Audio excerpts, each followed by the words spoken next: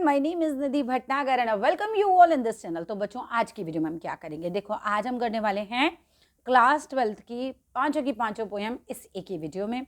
मेरा वादा है अगर आपने पूरा वीडियो अच्छे से देख लिया तो कहीं पोएम में किसी वर्ड में भी आपको पक्का कंफ्यूजन तो नहीं रहने वाला है। सो अपनी किताबें लेके बैठ जाओ और ध्यान से इस वीडियो को देख लो। ऐसे मान के चलो कि क्लास में टीचर पढ़ा रही है, बस आपको ध्यान लगाना है। यहाँ पे मैं आपको पूरा एक्सप्लेन करते चली जाऊंगी, चाहो तो पास कर करके मीनिंग भी लिख सकते हो, ठीक है। तो चलो पहली पोएम से स्टार्ट करते हैं। My mother at 66 written by Kamala Das. आप कमला दास वर्ड पकड़ के रखना, बिकॉज आपको ना ये पोइट का नाम जो है अपने क्वेश्चन आंसर्स में भी बहुत काम आएगा। एक ओवरव्यू दे देती हूँ पोएम है क्या। बेसिकली देखो, जो हमारी राइटर है, हमारी जो पोइट हम कह सकते हैं कमला दास जी, ये क्या होता है, ये अपने ना मैके से अपने ससुराल लौट रही है, एक तरीके से अपने घर जा रही है। घर कहाँ है इनका? कोचीन में। अब मान के चलिए कि हमारी राइटर आज लिख रही है इस पोएम को, तो वो बात कर रही है लास्ट फ्राइडे की। ये पूरी पोएम में आपको लास्ट फ्राइडे जो बीता था, जैसे मान लो मैं कमला दास हूँ तो मैं अगर आज लिख रही हूँ तो मैं लास्ट फ्राइडे का किस्सा इस पोएम में सुना रही हूँ कि ऐसे ऐसे लास्ट फ्राइडे हुआ था, ठीक है। अब उनको क्या है कि वो अपनी माँ को जब देखती है, माँ जो होती है इनको एयरपोर्ट छोड़ने जा रही होती है गाड़ी में, जब ये बगल में बैठी होती है माँ, तो इनको अचानक कमला दास जी को रियलाइज़ होता है कि माँ तो बहुत बूढ़ी हो गई हैं, ये कैसी दिख रही हैं, ये तो बिल्कुल मतलब ब्यूटी इनकी सारी खत्म हो गई, और माँ अब कैसे दिख रही है, लाइफलेस दिख रही हैं, बिल्कुल पेल दिख रही हैं और डेड बॉडी की तरह दिख रही हैं। अब जब कमला दास जी बार बार ऐसा सोचती हैं और उनको लगता है कि माँ थोड़े दिनों में मर जाएंगी, मेरा साथ छोड़ देंगी, तो ये सब उनसे बर्दाश्त नहीं हो रहा था कहीं ना कहीं। तो वो इस थॉट से बाहर निकलना चाहती थी, तो बाहर निकलना चाहती थी तो वो खिड़की के बाहर देखने लग जाती हैं। वो अपनी इधर माँ को देखना नहीं चाह रही हैं अभी इस समय, बिकॉज उनको हर्ट कर रही है चीज़ बार बार। अब वो बाहर देखने लग जाती हैं। जब वो बाहर देखती हैं तो बाहर उन्हें पेड़ दिखाई देते हैं जो कि भाग रहे हैं। अब पेड़ कैसे भागेंगे? आपकी कार आगे भागती है तो पीछे पेड़ भागते हुए दिखते हैं, तो ऐसे वो पेड़ भाग रहे होते हैं। और उसके बाद क्या देखती हैं कि कुछ बच्चे जो हैं वो खुश खुश हैं एकदम, और घरों से एकदम हंसते खेलते बाहर आ रहे हैं। कमला दास जी इस चीज़ से थोड़ी रिलैक्स हो जाती है, क्योंकि बहुत ज़्यादा टेंशन होती है, तो आप कुछ अच्छा देखना चाहते हो, कुछ अच्छा सोचना चाहते हो। इसके बाद कहानी आगे इस तरीके से बढ़ती है कि ये लोग एयरपोर्ट पे पहुंच जाते हैं। एयरपोर्ट पे चेक होती हैं सब चीज़ें, और उसके बाद कमला दास जी अपनी माँ को देखती हैं फिर दोबारा से पलटकर। माँ कुछ यार्ड्स अवे खड़ी होती हैं, और यहाँ कमला दास जी जो होती हैं बिल्कुल अपने इस डर को कि पता नहीं माँ मिलेंगी नहीं मिलेंगी, चाइल्डहुड फियर था उनका ये, जैसे हर बच्चे को बचपन में लगता है कि भाई माँ मुझे छोड़ के ना चली जाए। बच्चा पकड़ पकड़ के रोता है, प्ले स्कूल में जाता है बच्चा, माँ को पकड़ पकड़ के रोता है, बिकॉज उसको अपनी माँ नहीं छोड़नी होती। ऐसे ही कमला दास जी को लग रहा है कि मैं मेरा लेकिन ये जो डर है जो मुझे इतना सता रहा है कि माँ एक दिन मुझे छोड़कर अब चली जाएंगी, वो अपनी माँ को नहीं दिखाना चाहती थी, वो अपने इमोशंस को छिपा के रखना चाहती थी, बिकॉज ओब्वियसली अभी माँ को छोड़ के जा रही हैं अकेले में। ऐसे माँ को तो ऐसा नहीं दिखा सकती ना कि आप कितने दुखी हो, कितने इनसिक्योर फील कर रहे हो। तो ये क्या है कि माँ को ना लास्ट में सांत्वना देती हैं, स्माइल करती हैं, स्माइल करती हैं और स्माइल करती हैं, और माँ को कहती है सी यू सून अम्मा, जल्दी ही मिलेंगे अम्मा। यहाँ वो खुद को भी एक होप देती हैं और अपनी माँ को भी एक उम्मीद दे देती है कि हम दोबारा मिलेंगे। तो चलो अब आते हैं स्टेंजा वाइज, ठीक है। तो पहला स्टेंजा आ रहा है, driving from my parents home to Cochin. As I told you, जो हमारी पोइट हैं वो क्या है, ड्राइविंग कर रही हैं। कहाँ से कहाँ जा रही हैं? फ्रॉम माई पेरेंट्स होम, अपने माता पिता के घर से। कहाँ जाने के लिए निकली हैं आज वो घर से? टू कोचीन, ठीक है। अभी वो एयरपोर्ट पे जाएंगी, तो अपने घर से मतलब माता पिता के घर से ड्राइव करके वो निकली हैं कोचीन के लिए। कब निकली है? Last Friday. Driving from my parents home to Cochin last Friday morning. Last Friday morning, यहाँ तक लाइन पकड़ना। इसके बाद अगली लाइन है, I saw my mother beside me. मैंने अपनी माँ को देखा, बिसाइड मी मतलब वो मेरे बगल में बैठी हुई हैं। डोज, डोज का मतलब होता है लाइट स्लीप, मतलब आप ऐसे ही हल्का सा झपकी लेना, ठीक है। तो वो थोड़ा सा सो रही हैं। ओपन माउथ, उनका मुंह थोड़ा सा खुला हुआ है, सांस लेने की वजह से कई बार बुजुर्ग लोग मुंह खोल के सोते हैं। Her face ashen like that of a corpse, और उनका चेहरा बिल्कुल ऐसा हो गया है जैसे कि कोई डेड बॉडी हो। कॉर्पस मीन्स डेड बॉडी, और एशन मीन्स राख के कलर का, यानी कि उनके चेहरे से वो ब्यूटी जो यंग एज में होती है वो चली गई। चेहरा बिल्कुल पेल है, चेहरा एकदम लाइफलेस है और कॉर्पस की तरह दिख रहा है, यानी कि एक डेड बॉडी की तरह मुझे उनका चेहरा नजर आ रहा होता है। एक्सप्लेनेशन पढ़ लेते हैं। The poet had gone to visit her parents home near Cochin. अब यहाँ पर नियर कोचीन लिखा हुआ है जो भी किताब से मैं आपको पढ़ा रही हूँ, लेकिन नियर कोचीन तो नहीं हो सकता क्योंकि वो तो एयरपोर्ट पे जा रही हैं आप, ठीक है। तो पोइट जो है वो विजिट करने गई थी अपने पेरेंट्स को कोचीन से, ऐसे समझ के रखो। She had been returning home last Friday, और अब जब वो पोएम लिख रही हैं ये वाली, तो वो तब का किस्सा लिख रही है कि लास्ट फ्राइडे जब वो रिटर्न कर रही थी अपने माता पिता के घर से। When on her way to the airport, जब वो रास्ते में एयरपोर्ट के रास्ते में थी, she noticed her mother sleeping beside her. वो नोटिस करती हैं अपनी माँ को और माँ उनके बगल में सो रही होती हैं, ठीक है, इन द कार. अब ये किस्सा कहाँ का है? कार का किस्सा है, right. Her mouth was open, माँ का जो मुंह है वो खुला हुआ होता है. And her face was pale and lifeless, और उनका जो चेहरा होता है वो बिल्कुल पीला पड़ गया है और बिल्कुल लाइफलेस हो गया है, just like a dead body. और उनका चेहरा कैसा हो गया? बिल्कुल डेड बॉडी की तरह हो गया है. अब आते हैं यहाँ पर स्ट्रेंजर 2 पे. And realised with the pain that she was as old as she looked. अब वो बिल्कुल पेन के साथ, बहुत दुख के साथ इस चीज़ को रियलाइज कर लेती हैं कि she was as old as she looked. मतलब माता जितनी बूढ़ी दिख रही है ना, हाँ माँ उतनी ही बूढ़ी हो गई हैं. पेन है, उन्हें बहुत दुख हो रहा है ये रियलाइज करते हो कि माँ कितनी बूढ़ी हो गई हैं, लेकिन वो ये समझ लेती हैं कि हाँ भाई जैसे दिख रही हैं उतनी ही बूढ़ी मेरी माँ हो गई हैं. But soon put that thought away. Soon means तुरंत से, जल्दी ही इस थॉट को अवे करना, उनको अपने दिमाग से हटाना है, बिकॉज इतनी निगेटिविटी बर्दाश्त नहीं कर पा रही. तो but soon put that thought away and looked out at young trees sprinting. तो वो बाहर देखती हैं कि जो यंग पेड़ हैं वो क्या कर रहे हैं? स्प्रिंटिंग, मतलब बहुत फास्ट तरीके से भाग रहे हैं. जो शॉर्ट पेड़ हैं, यंग से मतलब यहाँ शॉर्ट पेड़ को है, नए नए ताज़े यंग पेड़ जो निकले हुए हैं वो एकदम से भाग रहे हैं. Sprinting means to run. तो वो भागते हुए दिखाई देते, क्योंकि गाड़ी जब आगे चलती है तो पेड़ पीछे भागते हुए नजर आते हैं. शी मैरिली, नहीं, द मैरिली चिल्ड्रन, जो merry children, not merrily, the merry children. Merry का मतलब होता है हैप्पी, बच्चे बहुत खुश हैं. Merry children spilling out of their homes. एक और चीज़ देखती हैं यहाँ पे, बहुत ही खुश खुश बच्चे हैं और वो अपने घरों से भाग के बाहर आ रहे हैं. जैसे खेलने जाते हैं, मम्मी कहते हैं जाओ बेटा बाहर जाके खेलना, तो ऐसे ये खुशी खुशी बच्चे बाहर जब भागते हैं तो वैसे बच्चे आपको दिखाए गए हैं. एक्सप्लेनेशन देखते हैं. The poet was alarmed by the sudden realisation that old age has crept upon her mother. अब पोइट एकदम से जैसे उन्हें चेतावनी सी मिलती है कि वो एकदम रियलाइज़ करती हैं, सडन रियलाइजेशन उनको होता है यहाँ पे कि माँ के ऊपर जो एज है वो आ गई, एक तरीके से वो माँ बूढ़ी हो गई हैं अब. And it was a reality. और फिर वो ये भी महसूस करती है कि ऐसा नहीं कि मेरा भ्रम है, ये रियलिटी है. She is as old as she looked, right. ये रियलिटी है कि माँ मेरी बहुत बूढ़ी हो गई and she found hard to accept. अब पोइट इस चीज़ को एक्सेप्ट कर नहीं पा रहे, उनको काफ़ी ज़्यादा मुश्किल हो रही है इसे एक्सेप्ट करने में. To take her attention away from the disturbing thought. अब ये थॉट उन्हें बहुत डिस्टर्ब कर रहा है, राइट. ये थॉट कि माँ बूढ़ी हो गई, मर ना जाए, ये थॉट उन्हें बहुत डिस्टर्ब कर रहा है. किसी को भी डिस्टर्ब कर सकता है, राइट. अब इस थॉट को वो अपने दिमाग से हटाना चाहती है, इस डिस्टर्बिंग थॉट को वो अपने दिमाग से हटाना चाहती है. तो करती क्या है? She looked outside the car. वो कार के बाहर देखने लग जाती हैं. Because the car was moving, क्योंकि कार तो मूव कर रही है. कोचीन के एयरपोर्ट तक, कोचीन जाने के लिए वो एयरपोर्ट पे जा रही थी, तो कार तो मूव कर रही है, रास्ते में है. तो वो क्या होता है? Because the car was moving the young green trees appeared to be running in the opposite direction. तो यंग ग्रीन ट्रीज जो हैं वो, जैसे गाड़ी ऐसे जा रही है तो पेड़ ऐसे पीछे की तरफ भागते हुए नजर आ रहे हैं अपोजिट डायरेक्शन में, right. She also saw a group of children. अब यहाँ पर हमारी पोएट काफ़ी सारे बच्चों को भी देखती हैं, ग्रुप ऑफ चिल्ड्रन को भी देखती हैं, जो कि क्या कर रहे हैं? Rushing out of their homes to play. जो घर से बाहर एकदम से निकल रहे हैं प्ले करने के लिए. अब आप यहाँ पे हैप्पी भी डाल सकते हो, हैप्पी मूड में है वो बहुत ज़्यादा, इस तरीके से भी डाल सकते हो, बिकॉज हमें दिया गया है मेरी चिल्ड्रन, यानी कि खुश खुश बच्चे. आगे देखती हैं. All this probably reminded her of her childhood. अब ये सब कुछ जो हमारी पोएट कमला दास जी हैं उनको उनका बचपन का कुछ किस्सा याद दिलाते. किस्सा भी नहीं बोल सकते, बचपन का एक थॉट, एक फियर कि माँ मुझे छोड़ के ना चली जाए, उस चीज़ को याद दिलाते हैं. When her mother was young, जब उनकी माँ यंग हुआ करती थी. The young sprinting trees represented how fast time had flown by. ये यंग पेड़ जो दिखा रहे हैं, जो ये भाग रहे हैं, इससे ये पता चलता है कि ज़िंदगी कितनी तेज़ी से भाग रही है, टाइम कितनी तेज़ी से निकल जाता है. The children represented youth. यहाँ से क्वेश्चन भी आता है, बच्चे किस चीज़ को दिखा रहे हैं? यूथ को दिखा रहे हैं.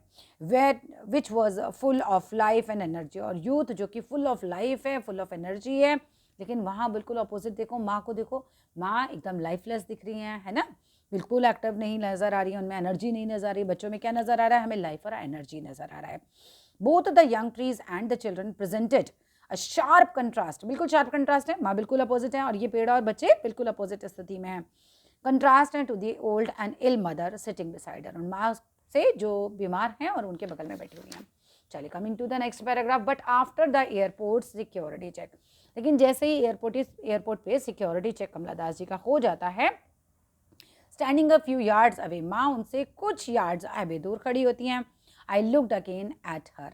मैं वापस माँ की तरफ देखती हूँ, वैन पेल, वैन मतलब लाइफलेस एकदम बिल्कुल पीला, मतलब जैसे आपके चेहरे पे कोई रंगत ही नहीं होती, उस चीज़ को बोला जा रहा है। वैन पेल दोनों का मतलब ही यही है। और as a late winter's moon, और वो कैसे दिख रही है, जैसे कि विंटर का जो मून होता है, लेट विंटर का जो मून होता है वो दिखाई देता है। लेट विंटर का मून कैसा दिखाई देता है, देखो जो पोएट है ना, उन्होंने विंटर को हमेशा एंड माना है। जैसे विंटर कब आती है हमारे यहाँ, जब साल का अंत हो रहा होता है, ठीक है, तो जीवन का जब अंत हो रहा है उसी से उसको सिंबलाइज करा गया, एक तरीके से रिलेट करा के दिखाया गया तुम्हें। तो माँ भी कैसी लग रही हैं, बिल्कुल वैन और पेल दिखाई दे रही हैं, जैसे कि विंटर का मून दिखाई देता है। विंटर में मून वैसे भी कोहरे के चक्कर में तुम्हें दिखता ही नहीं है, बहुत धुंधला सा दिखता है, ऐसी ही माँ की स्थिति हो गई है। एक्सप्लेनेशन पे आते हैं, the young children and trees were able to divert her thoughts. जो यंग चिल्ड्रन हैं और जो पेड़ हैं वो एक्चुअली वो डाइवर्ट कर लेते हैं इनका माइंड, हमारे पोएट का, but after reaching the airport, जैसे ही वो एयरपोर्ट पे पहुंचती हैं, and passing through security check, और पूरा सिक्योरिटी चेक से वो गुजर रही होती हैं। The poet again looked at her mother, poet वापस से अपनी माँ की तरफ देखती हैं, who was standing a few yards away, माँ थोड़ी सी दूरी पर खड़ी हुई होती हैं फ्रॉम हर, यानी कि पोएट से। हर मदर लुक्ड लाइफलेस, माँ कैसी दिख रही हैं, बिल्कुल लाइफलेस दिख रही हैं, बिल्कुल डल दिखाई दे रही हैं, लाइक आ लेट विंटर्स मून, और जैसे कि विंटर का मून होता है, लेट विंटर्स मून मतलब विंटर में भी जो बिल्कुल आगे की जो सर्दियाँ होती हैं, दिसंबर एंड समझ लो एक तरीके से, विच के नॉट बी सीन क्लियरली, और लेट विंटर मून को आप क्लियरली ज़्यादा देख ही नहीं सकते हो, उसी के लिए माँ को भी उन्हीं से ही एक तरीके से मैच करा के दिखाया गया, because of mist and fog. क्यों नहीं देख सकते, क्योंकि उस समय में बहुत ज़्यादा मिस्ट होती है, बहुत ज़्यादा फॉग होता है। चलिए अब आते हैं स्टेंजा 4 पर, और this is the last stanza of this poem. And felt that old familiar ache my childhood's fear, but all I said was see you soon amma, all I did was smile smile and smile। अब यहाँ पर आते हैं, once again she was pained to see her mother in this condition। अब यहाँ पर हमारे poet को बहुत दुख हो रहा है, अपनी माँ को इस स्थिति में देख करके इसको अच्छा लगेगा, तो उनको बहुत ज़्यादा दुख होता है, तो she felt and felt that old familiar एक, और हमारी पोएट को वो पुराना बचपन का वो जो दर्द, वो भय होता था कि माँ छोड़ के ना चली जाए, वो उनको बार बार लगने लग जाता है। बट वो क्या कहती है, but all I said was, मैंने सिर्फ अपनी माँ से इतना कहा, सी यू सून अम्मा, हम फिर से मिलेंगे माँ, और ऑल आई डिड वॉज, और मैंने केवल क्या किया, स्माइल स्माइल एंड स्माइल, और मैं केवल स्माइल करती रही, मैं कुछ ज़्यादा बोल नहीं पाई, क्योंकि यहाँ ये अपने इमोशंस को छिपाना चाहती थी, बिल्कुल नहीं चाहती थी कि माँ के सामने इनके इमोशंस इतने ज़्यादा आएँ, राइट।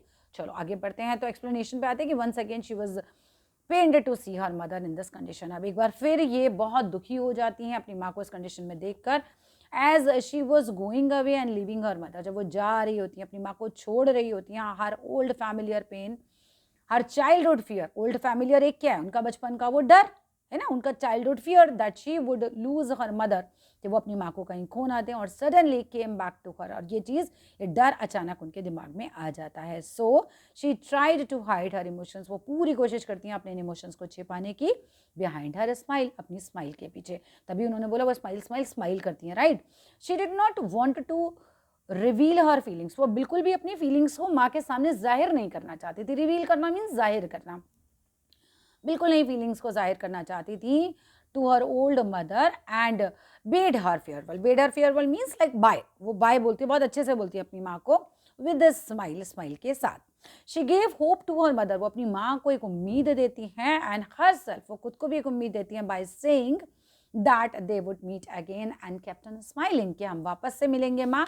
और यहाँ पर हमारी जो पोएट होती हैं वो जस्ट स्माइल करती रहती हैं। तो पहली पोएम होती है हमारी खत्म, रफली हमारे 14 मिनट्स गए हैं इस पोएम में। अब आते हैं हम अपनी अगली पोएम की तरफ। आई होप पोएम अच्छे से समझ आई होगी, अच्छा समझ आए तो ज़रूर कमेंट में बताइएगा। चलिए आते हैं अगला पोएम है हमारा कीपिंग क्वाइट। पैब्लो नेरूडा जी ने ये पोएम लिखी है, पैब्लो PABLO, नेरूडा NERUDA, ये स्पेलिंग आपको अच्छे से आनी चाहिए। चलिए अब यहाँ पर कीपिंग क्वाइट में आपको पोएट क्या समझा रहे हैं, मैं एक ओवरव्यू दे देती हूँ।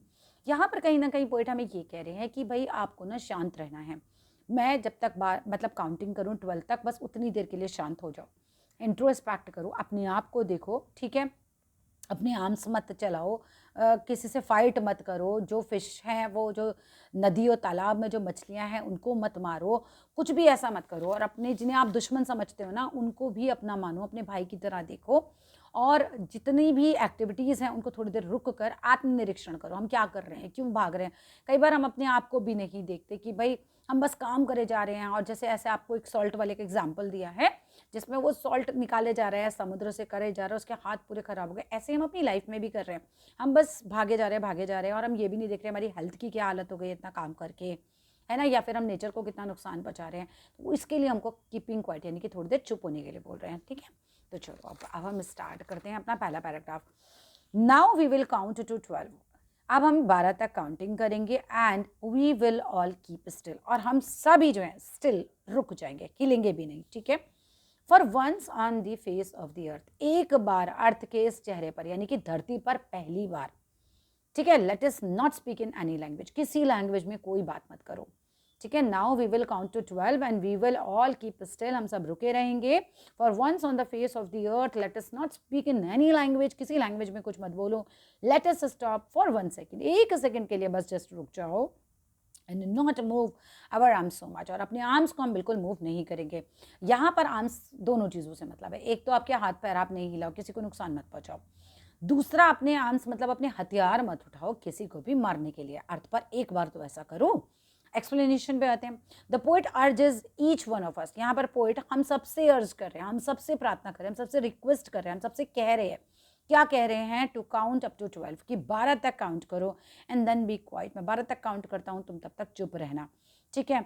The poet might have used the phrase, उन्होंने एक फ्रेज यूज किया है count to 12 as there are 12 hours जो कि रिप्रेजेंटेड होते हैं ऑन अ क्लॉक, और 12 मंथ होते हैं जो कि होते हैं किसमें? इन अ ईयर, साल में। He might have wanted the people to keep still, वो शायद ये चाहते हैं कि जो लोग हैं वो रुक जाएं, स्टिल हो जाएं, as long as they could, जितनी देर तक वो हो सकते हैं। यहाँ पे 12 को सिंबलाइज करके दिखाया गया कि थोड़ी देर तो रुको ना, ठीक है।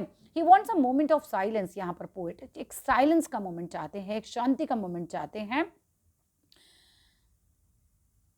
ऑन दी अर्थ, मतलब धरती के ऊपर, when no language is spoken, और एक ऐसा मोमेंट वो चाहते हैं जब कोई भाषा नहीं बोली जाए। देखो, भाषा भी एक बैरियर क्रिएट करती है।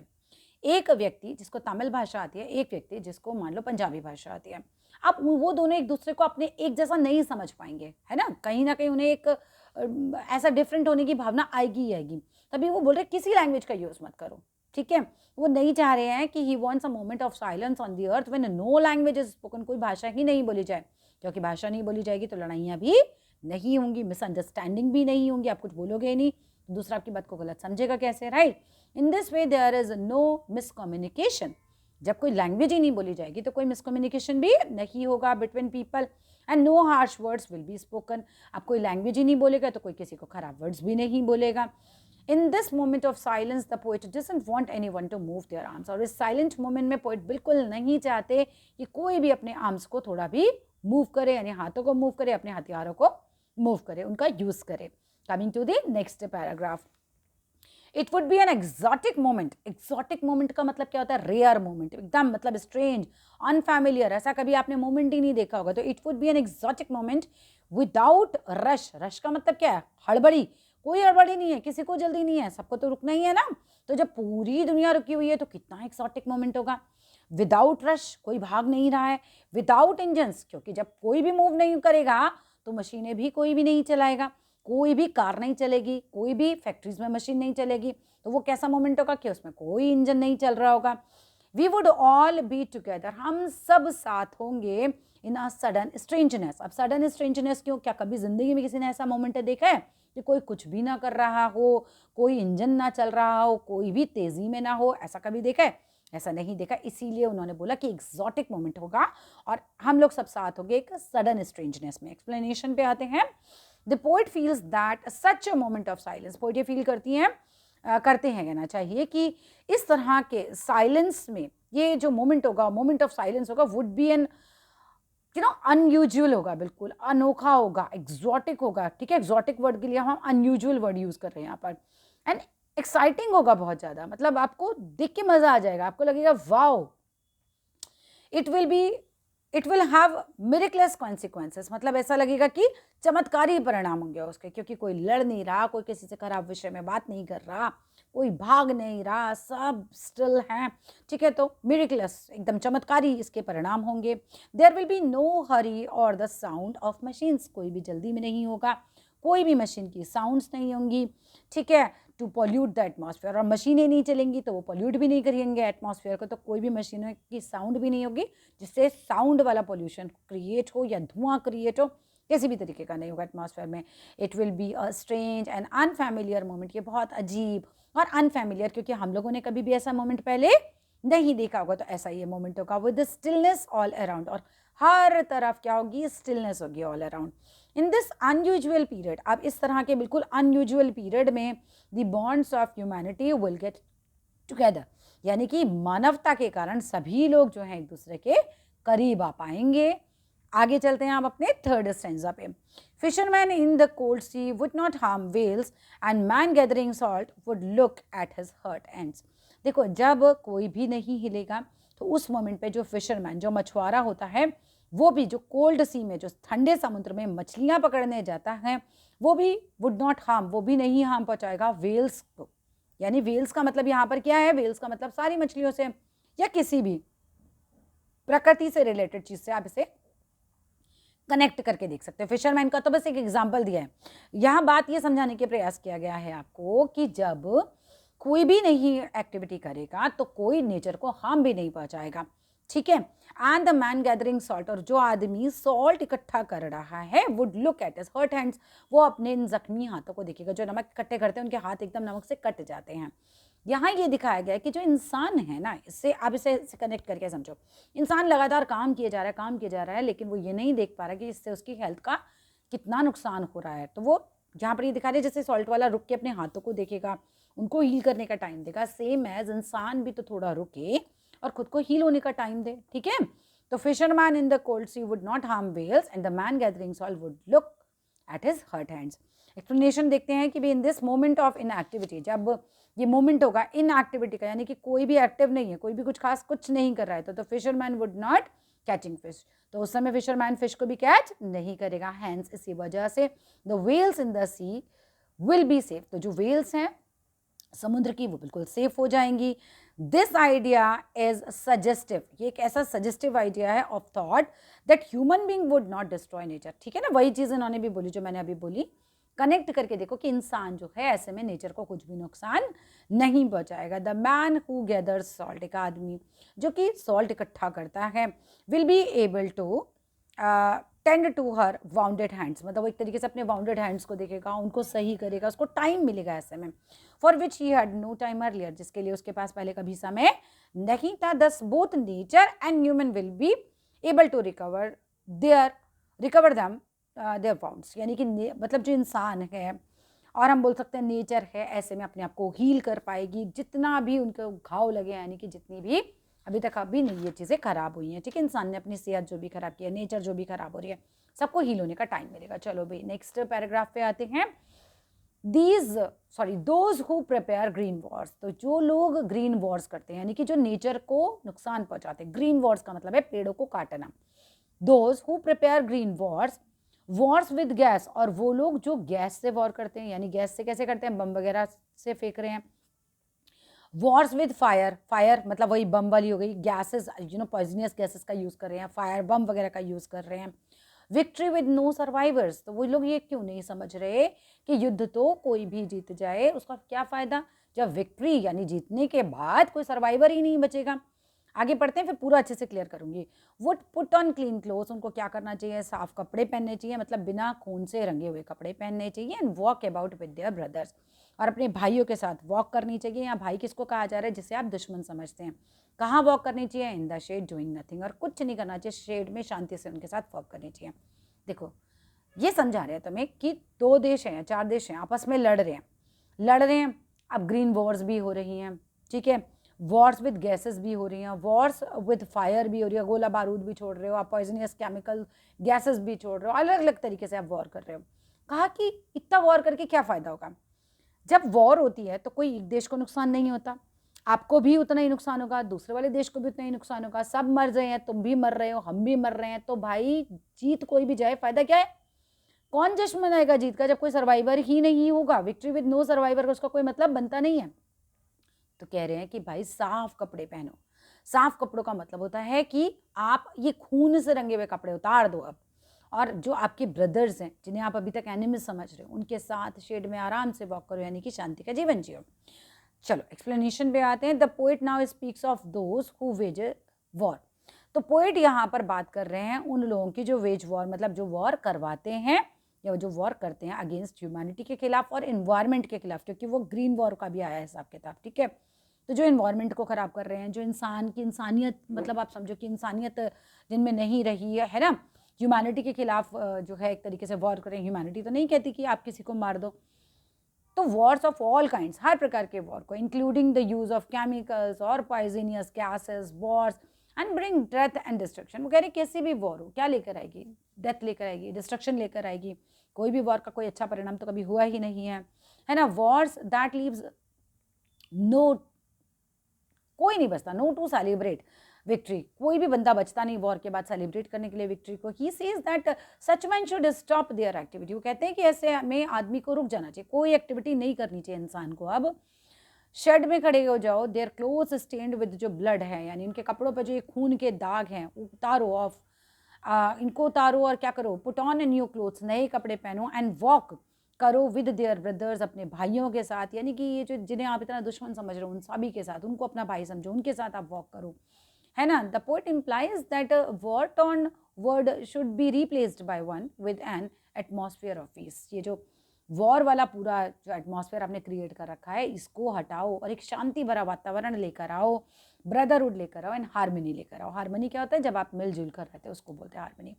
चलिए, coming to the stanza 5, What I want should not be confused with the total inactivity। Poet कह रहे हैं कि मैं जो भी बोल रहा हूँ इसको आप टोटल इनएक्टिविटी से कंफ्यूज मत करना। मैं ये नहीं कह रहा हूँ कि तुम कुछ भी मत करो, उनका मतलब ये नहीं कि आप पढ़ाई लिखाई बंद कर दो, उनका मतलब ये नहीं कि आप नौकरी करना बंद कर दो, उनका ये बिल्कुल मतलब नहीं है कि आप धरती पर कोई काम ही मत करो, शांति आ जाएगी, कोई कुछ करेगा ही नहीं, ऐसा तो जिंदगी नहीं चलेगी।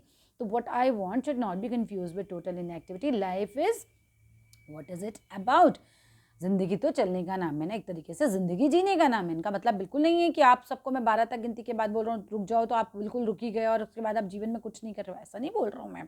आई want no truck with death, क्योंकि बिल्कुल ही रुक जाओगे तो इसका मतलब तो डेथ है। और I want no truck with death, मतलब मेरा डेथ से कोई लेना देना नहीं है। मैं यहाँ डेथ की बात नहीं कर रहा हूँ, मैं ये नहीं कह रहा हूँ मर जाओ आप तुम जाके। एक्सप्लेनेशन देखते हैं। The poet makes a clarification. यहाँ पर क्या कर रहे हैं पोएट, क्लैरिफाई कर रहे हैं अपनी बात को, समझाने की कोशिश कर रहे हैं तुम लोगों को। That thought he is advocating, मतलब जिसको एडवोकेट कर रहे हैं, जिसका पक्ष ले रहे हैं, एक ऐसा विचार जिसका वो पक्ष ले रहे हैं। द नीड फॉर साइलेंस, और किस विचार का वो पक्ष ले रहे हैं कि भाई चुप रहने की जरूरत है, नीड है साइलेंस की। His advice should not be confuse with total inactivity. उनकी एडवाइस को आप टोटल इनएक्टिविटी से बिल्कुल कंफ्यूज मत करो।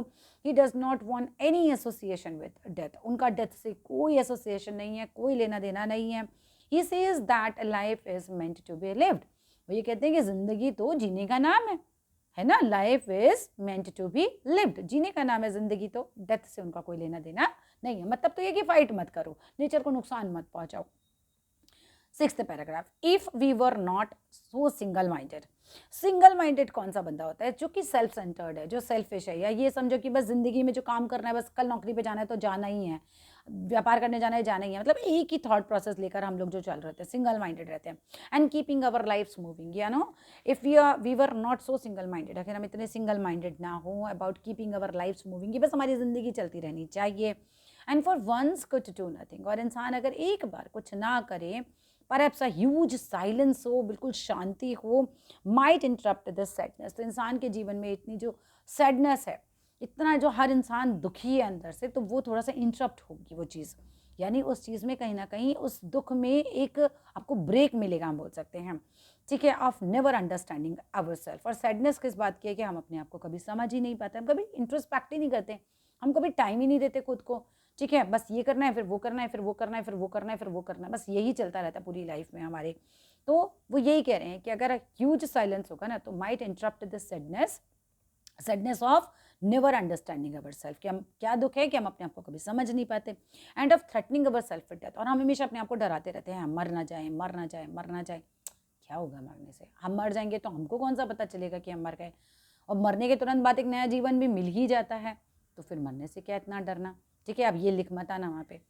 द पोइट फर्दर एडवाइस करते हैं that people should stop bring self censored and selfish. तो पोइट यहाँ कहते हैं, इंसानों को एडवाइस करते हैं कि हम लोगों को सेल्फ सेंटर्ड नहीं होना चाहिए, हमें सेल्फिश नहीं होना चाहिए, हमें बस ये नहीं सोचना चाहिए कि हमारी ज़िंदगी चलती रहनी चाहिए बस, बाकी किसी का कुछ हो या ना हो, धरती का क्या हो रहा है हमें फ़र्क नहीं पड़ता, ऐसा नहीं होना चाहिए। फॉर वन मोमेंट के लिए they should not think of keeping their life moving. एक मोमेंट के लिए हमें ये नहीं सोचना चाहिए कि बस हमारी लाइफ ऐसे ही मूव ऑन करती रहे, मीटिंग देयर नीड्स, मतलब जो भी मीटिंग देयर एंड्स, यानी कि उनकी ज़रूरतें पूरी होती रहे इंसान की, और फुलफिलिंग देयर ड्यूटीज़, और वो अपनी ड्यूटीज़ को फुलफिल करते रहें, ऐसा नहीं। The huge silence which will arise from such a moment, जो ह्यूज साइलेंस है जो कि राइज करता है फॉर सच अ मोमेंट, इस मोमेंट में जो इतना शांति होगी, पूरी दुनिया चुप है, सब कोई चुप होंगे, तो ये जो ह्यूज साइलेंस होगा फ्रॉम दिस मोमेंट जो क्रिएट होगा silence, will only serve to help the people. क्या करेगा वो? लोगों की मदद ही करेगा वो। It will help them introspect, ये साइलेंस मदद करेगा इंसान को खुद को इंट्रोस्पेक्ट करने में, खुद को समझने में, ठीक है, और हील करने में भी हम बोल सकते हैं, ओवरकम देयर सैडनेस, और इंसान को उसकी सैडनेस से बाहर लाएगा, of failing to understand themselves. Sadness किस बात की कि हम अपने आप को कभी समझ नहीं पाते। Perhaps the earth can teach us as when everything seems dead, शायद अर्थ ही हमें ये टीच कर सकती है कि जब सब कुछ शांत होता है and later proves to be alive, तो बाद में अर्थ एकदम से अलाइव प्रूव हो जाती है। अब देखो सर्दियों में आपको पेड़ों पे पत्ते नहीं दिखाई देंगे, आपको ज़्यादा फूल उगे हुए नहीं दिखाई देंगे, लेकिन क्या होगा जैसे ही स्प्रिंग सीजन आएगी, है ना, अभी तो सर्दियों में तो सब कुछ आपको स्टिल लग रहा है, आपको लग रहा है कि कुछ है ही नहीं, कुछ है ही नहीं धरती पर, लेकिन जैसे ही मौसम बदलेगा तो क्या होगा, तुरंत से नए नए फूल उग जाएंगे, सारे पेड़ हरे भरे हो जाएंगे। तो वो यही कह रहे हैं कि later proves to be alive, तो लेटर जैसे अर्थ आपको लग रही है कि डेड हो गई है, लेकिन बाद में अपने आप को लाइफ प्रूव कर लेती है। ऐसे ही देखो, तुमको नहीं यहाँ समझा रहे कि ज़िंदगी में ना ऐसा तुम्हें एक नहीं, पता नहीं कितनी बार देखने को मिलेगा, लगेगा लाइफ में कुछ भी नहीं है, एंड कर देते हैं इसको, या ये क्यों ही जी रहे हैं हम, क्या ही कर रहे हैं हम अपनी लाइफ में। कभी आप बहुत डिप्रेस हो जाओगे, लेकिन वो मोमेंट भी निकल जाएगा, कितना भी बुरा मोमेंट हो, कितना भी बुरा मोमेंट हो, वो लाइफ में से निकल जाता है, और फिर से आप जीने लग जाते हो। फिर ऐसा नहीं कि आपकी लाइफ एकदम स्मूथ हो जाएगी, एक बार ही दुख आया, नहीं, ये तो ऐसे ऐसे चलेगी, ऐसे ऐसे, मैंने कभी दुख कभी सुख, कभी दुख कभी सुख, पूरी लाइफ ऐसी चलती है, और हर एक की ऐसी चलती है। तो वो यही कह रहे हैं कि अर्थ भी आपको एक टाइम पर ऐसी दिखती है जैसे कि बिल्कुल डेड हो गई, लेकिन फिर से वो प्रूव कर देती है कि वो अलाइव है। ऐसे ही जिंदगी है कि कभी बहुत सारा दुख भी आए तो ऐसा मत सोचो कि कुछ नहीं है लाइफ में, फिर उसके बाद फिर से खुशियाँ आ जाती हैं। कुछ इस तरीके से कनेक्ट करके समझ सकते हैं इस बात को। तो now I will count up to 12 and you keep quiet and I will go. अब क्या है, मैं काउंट करता हूँ 12 तक, तुम लोग सब चुप हो जाना और मैं यहाँ से चला जाता हूँ, ठीक है। The poet feels that the earth can enlighten us. अब पोएट फील करते हैं कि अर्थ जो है हमें इनलाइटन कर सकती है, हमें ज्ञान दे सकती है, एक तरीके से हमारी आंखें खोल सकती है, and guide us in this process, और हमें गाइड कर सकती है इस प्रोसेस में ऑफ कीपिंग क्वाइट, कि हमें शांत रहना चाहिए। He wants us to observe that there is some activity under apparent stillness. अब जो अर्थ है वो हमें क्या सिखाना चाहती है कि जो ऊपर से आपको जो स्टिलनेस दिखाई दे रही है, अपरेंट स्टिलनेस है, उसके अंदर भी कहीं ना कहीं एक जीवन है। फॉर इंस्टेंस मीन्स उदाहरण के लिए, तो उदाहरण के लिए हम समझ सकते हैं कि एक seed appears to be dead. एक सीड जब ऐसे ही आप हाथ में लेके देखो कोई बीज, तो आपको डेड लगेगा, उसमें कोई लाइफ तो नहीं दिखती है, but huge fruit bearing tree वो हो जाता है, are born from such seed lying dead here and there. Such seeds जो ऐसे ही बीज इधर उधर पड़े रहते हैं, है ना, वही तो पेड़ बन जाते हैं बाद में और बहुत सारे फ्रूट हमें दे देते हैं। Finally the poet thinks that he has said what he intended to. Finally poet ये बताते हैं कि भाई मुझे जो कहना था मैंने कह दिया है, now he wants us to keep quiet, और वो चाहते हैं कि हम लोग बिल्कुल शांत रहें।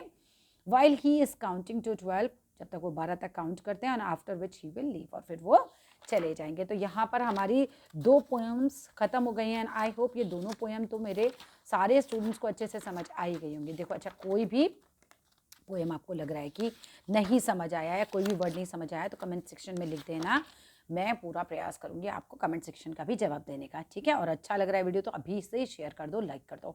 चलो थर्ड पोएम पे आते हैं, आ थिंग ऑफ ब्यूटी। देखो रफली 35 मिनट्स में हमारी 2 पोएम तो कवर हो गई, पूरी एक्सप्लेनेशन के साथ, पूरा वर्ड मीनिंग के साथ, ठीक है। तीसरा पोएम आती है हमारी, आ थिंग ऑफ ब्यूटी। किसने लिखी है? ये जॉन कीट्स ने लिखी है। चलो फर्स्ट स्टेंजा देखते हैं। चलो थिंग ऑफ ब्यूटी का मैं पहले थोड़ा ओवरव्यू दे देती हूँ। देखो यहाँ पर क्या बताया जॉन कीट्स ने आपको कि जो थिंग ऑफ ब्यूटी होती है ना, प्रकृति से रिलेटेड कोई भी खूबसूरत चीज़ देख लो, चांद, सूरज, पेड़ पौधे, नदियाँ, ये सब आपको ना क्या देते हैं कि आप कितने भी दुखी हो, इनके अंदर पावर होती है कि आपको एकदम से जॉय देने की पावर होती है, आपको खुश करने की पावर होती है। और आप मतलब ये कह रहे हैं कि हर रोज़ हम अपने आप को अर्थ के साथ जोड़ते हैं। अर्थ पे कैसे कैसी चीज़ें हैं, लोगों में हेट है, लोगों में एक दूसरे के प्रति बहुत ज़्यादा ख़राब ईविल फीलिंग्स भी हैं, लेकिन उसके बावजूद भी ज़िंदगी जीने का नाम है यहाँ पर। जो थिंग ऑफ ब्यूटी, आप कोई भी अच्छी खूबसूरत चीज़ देखते हो तो आप एकदम से खुश हो जाते हो उसको देखकर। अब थिंग ऑफ ब्यूटी में बहुत सारी चीज़ें इन्होंने दिखाई, जैसे कि ओल्ड ट्रीज़ है, यंग ट्रीज़ हैं, स्प्राउटिंग ट्रीज़ हैं, शेडी जो है बून ये सब बन जाते एक तरीके से। बहुत सारी चीज़ें आपको दिखाएंगे, मतलब बहुत सारे एग्जाम्पल्स देंगे। इवन माइटी डेट का भी एग्जाम्पल आपको दिया जाएगा और बताया जाएगा कि ये सब जो है वो थिंग ऑफ ब्यूटी और ये कभी खत्म नहीं होते। ठीक है, तो शॉर्ट में इसको समझ लिया, आप अच्छे से एक्सप्लेनेशन समझोगे तो वो अच्छे से समझ आएगी। चलो स्ट्रेंजा वन पढ़ते हैं। A thing of beauty is a joy for ever. कोई भी खूबसूरत चीज़, अ थिंग ऑफ ब्यूटी, वो कोई भी खूबसूरत चीज़ हो सकती है आपके लिए। वो कोई फूल हो सकता है, वो कोई किताब भी हो सकती है, वो चांद सितारा, सूरज, पेड़ पौधा, घास, पानी का झरना, बारिश, कोई भी चीज़।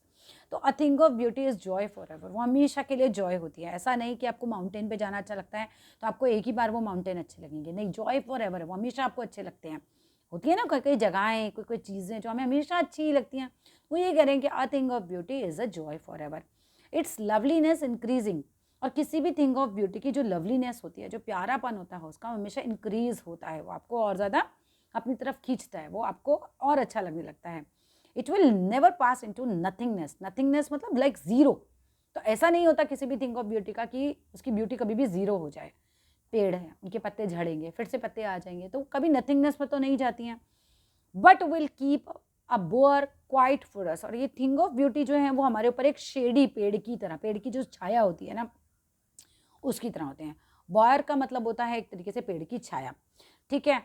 एंड अ स्लैप्ड, और मतलब एक तरीके से तुम इसे ऐसे लिख करके देखो कि हम उस छाया में हम सो जाते हैं, है ना।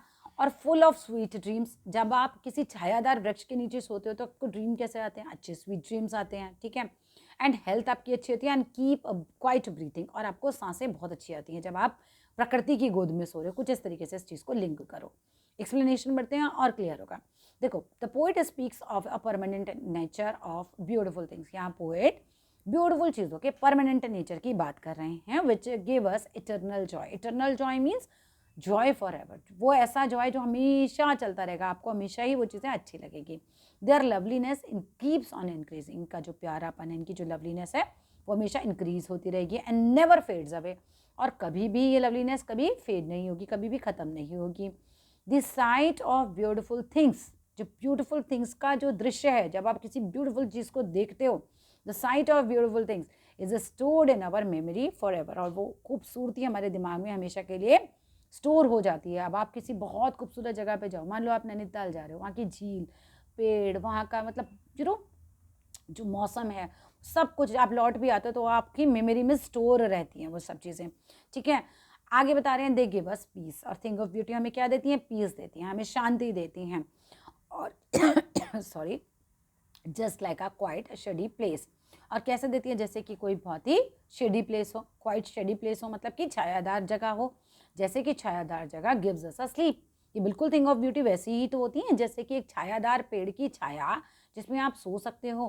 फुल ऑफ स्वीट ड्रीम्स, मतलब सोते हो तो आपको खूब खूब नींद कैसे आती है, जो कि खूबसूरत सपनों से भरी हुई होती है। अ साउंड स्लीप का रिजल्ट होता है ना गुड हेल्थ, जब आपकी साउंड स्लीप होती है तो आपकी हेल्थ भी बहुत अच्छी हो जाती है, health of our body and mind, और इस तरीके से हमारी माइंड और बॉडी दोनों की हेल्थ इंक्रीज होती है।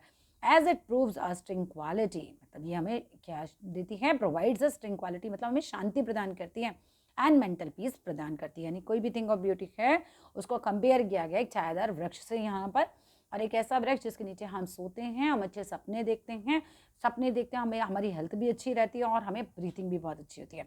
इस तरीके से बताया कि ब्यूटी कभी खत्म नहीं होती, हमारी मेमोरी में हमेशा स्टोर हो जाती है। अगले आते हैं paragraph. Therefore on every morrow we are wreathing a flowery band to bind us to the earth। इसी वजह से, therefore इसी वजह से, on every morrow means tomorrow, यानी हर अगले दिन सुबह, ठीक है, हर अगले दिन सुबह, जब आप रात को सो रहे हो अगले दिन सुबह, वी आर रेथिंग, हम बना रहे होते हैं, a flowery band to bind us to the earth, हम फूलों की एक माला बनाते हैं, यानी अपनी स्वीट मेमोरीज को इकट्ठा करते हैं, और जो हमें जोड़ के रखती है अर्थ के साथ। कहीं ना कहीं यहाँ पर यही समझा रहे हैं आपको कि हमारी अच्छी अच्छी मेमोरीज़ को हम हर रोज़ सुबह फिर से मेमोराइज़ कर रहे हैं। हम चीज़ों को अपने अर्थ से रिलेटेड सारी थिंग ऑफ ब्यूटी को खुद से जोड़ के देखते हैं, हम उनकी फूलों की एक माला बनाते हैं, ठीक है। Spite of despondence, spite means in spite of, right. तो डिस्पॉन्डेंस मतलब निराशा, निराशा के बावजूद, है ना, हर एक की ज़िंदगी में निराशा है, तो निराशा के बावजूद और किसके बावजूद, of the inhuman dearth of noble nature. Dearth मतलब होता है कमी, तो इंसान के अंदर inhuman dearth of noble nature, इंसान के अंदर क्या मानवीय गुणों की कमी हो चुकी है, उसके भी बावजूद।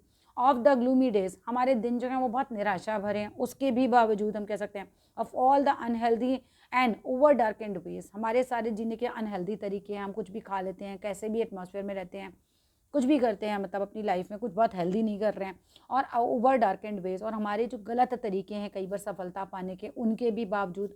Made for our searching, yes, in spite of all some shape of beauty moves away the pall from our dark spirits. कहीं ना कहीं तुम्हें ये समझा रहे हैं वो, इन सारी नेगेटिव चीज़ों के बावजूद भी, नेगेटिव चीज़ें वापस बताऊं, निराशा के बावजूद यानी डिस्पोनेंस के बावजूद, लोगों में अच्छे मानवीय गुणों की कमी है, inhuman dearth of noble nature, उसके भी बावजूद, हमारे ग्लूमी डेज, हमारे उदासी भरे दिन है, उसके भी बावजूद, हमारे अनहेल्दी तरीके हैं जीने के, उसके भी बावजूद, हमारे डार्क एंड वेज हैं, उनके भी बावजूद, जो थिंग ऑफ ब्यूटी है ना, वो क्या करती है, पॉल मीन्स जो पर्दा होता है, फ्रॉम आवर डार्क स्पिरिट्स, हमारी जो आत्माओं पर, जो डार्क स्पिरिट्स में, मतलब हमारी जो आत्माएं जो खराब हो गई हैं, मतलब हमारे अंदर इतनी ज़्यादा लोगों के लिए ईर्ष्या आ गई, उदासी आ गई, हमारे निराशा आ गई, ये सब के, ये तो क्या करती है थिंग ऑफ ब्यूटी, ये पर्दा हटा देती है एकदम।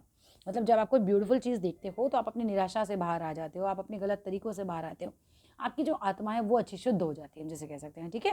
अब एक्सप्लेनेशन से समझे से, when we wake up the next morning, जब भी हम अगले दिन सुबह उठते हैं, after a sound sleep, all the beautiful memories of our sweet dreams help us to strengthen our bond with nature, ठीक है, with earth। तो जितनी भी ब्यूटीफुल मेमोरीज हैं ऑफ स्वीट ड्रीम्स की, आपने रात को सोए थे, रात को सपने देखे थे आपने, वो जितनी भी स्वीट आपकी मेमोरीज हैं वो सब मदद करती हैं आपको स्ट्रेंथन करने में, अपने बॉन्ड को अर्थ के साथ जोड़ के रखने में। दैट इज़ वाई, इसी वजह से पोइट फील करते हैं that every morning we prepare our wreath of flowers, कि हम फूलों की एक माला बनाते हैं, that binds us to the earth more strongly, जो हमें अर्थ के साथ मोर स्ट्रांगली जोड़ के रखती है। Hopelessness, sadness and lack of noble nature, इंसान के अंदर निराशा है, दुख है और कमी है, लैक मीन्स कमी है नोबल वेज की, तरीकों की, अच्छे तरीकों की, are a part of human life, और ये सब ह्यूमन लाइफ का पार्ट है। Life is full of trials and tribulations, यानी कि ज़िंदगी जो भरी हुई है वो परीक्षण से भरी हुई है। ट्रायल्स एक तरीके से हो गए, आप बार बार कुछ चीज़ें ट्राई करते रहते हो। ट्रिबुलेशन का मतलब समस्याएं आती रहती हैं आपकी लाइफ में, तो लाइफ तो इन चीज़ों से भरी है। लॉस्ट फेथ है, हमें किसी पर तो बिल्कुल विश्वास ही नहीं होता है, एंड डिसअपॉइंटमेंट्स बहुत ज़्यादा हैं लाइफ में।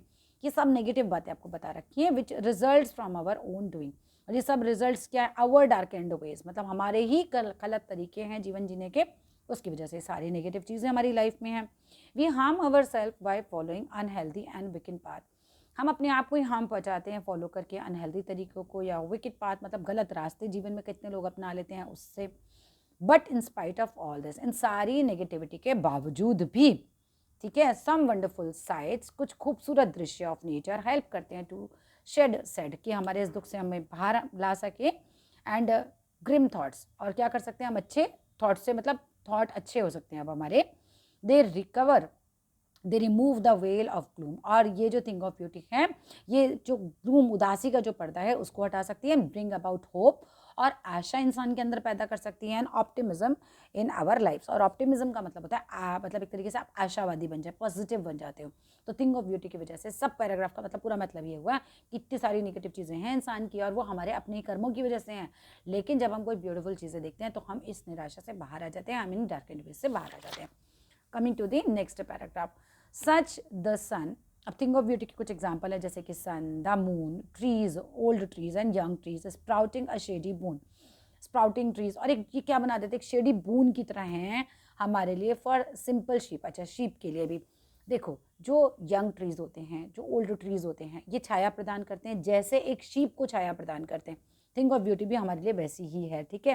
एंड सच आर डेफिडल्स, और बात करें डेफिडल्स, फूल जैसे होते हैं, with the green word they live in, green word क्या हुआ, डेफिडल्स कहाँ उगते हैं, हरियाली जहाँ हो रही है, पेड़ पौधे जहाँ उग रहे हैं, जंगल आप समझ सकते हो, वहाँ पे उस ग्रीन वर्ड में, और वो कहाँ पर है, एंड क्लियर रिल्स, और उसके मतलब जहाँ पे डेफोडिल्स उग रहे हैं वहाँ पे पूरा जंगल है, हरियाली है। इसके अलावा बता रहे हैं एंड क्लियर रिल्स है, रिल्स मतलब होता है पानी का झरना टाइप, और वहाँ पे पानी के झरने भी बह रहे हैं। That for themselves a cooling covert make against the hot season, सुनो यहाँ तक, that for themselves a cooling covert make against the hot season that mid forest break rich with a sprinkling of fair musk roses bloom। fair musk roses मतलब गुलाब होते हैं, जंगली गुलाब होता है। Explanation से समझाती हूँ, थोड़ा सा ट्रिकी है ये। The poet now goes on to list these objects of beauty, है ना, यहाँ पर कुछ ऑब्जेक्ट्स बताएंगे आपको ब्यूटीफुल चीज़ों के। जैसे वो क्या बताते हैं, he says that sun, the moon, old and young trees, ये सब क्या प्रोवाइड करते हैं, ये प्रोवाइड करते हैं जो ओल्ड एंड यंग ट्रीज हैं वो क्या प्रोवाइड करते हैं, शेड देते हैं शीप को। इतनी बात समझ आई। The daffodils, the greenery surrounding them, जो डैफोडिल्स के पौधे हैं, जो डैफोडिल्स फूल होते हैं उनके आसपास क्या होता है, पूरा ग्रीनरी होती है सराउंडिंग में।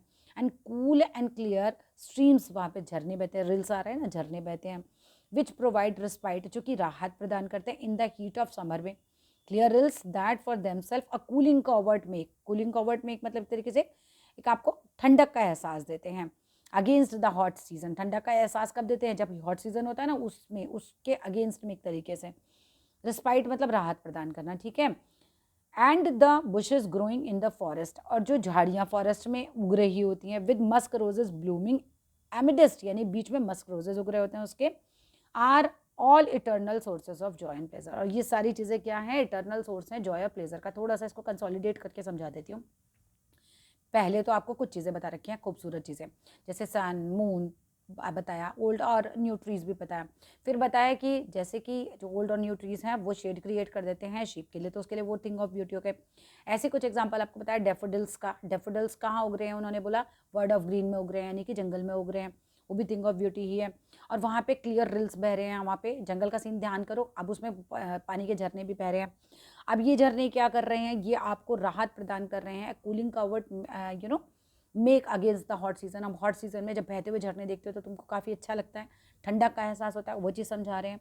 और तुम्हें बता रहे हैं कि फॉरेस्ट में मस्क रोजेस जो हैं वो बुशेस के बीच में उगते हैं, और ये भी थिंक ऑफ ब्यूटी है, और ये सारा जो है जॉय का, प्लेजर का सोर्स है हमारे लिए, ठीक है। आगे चलो।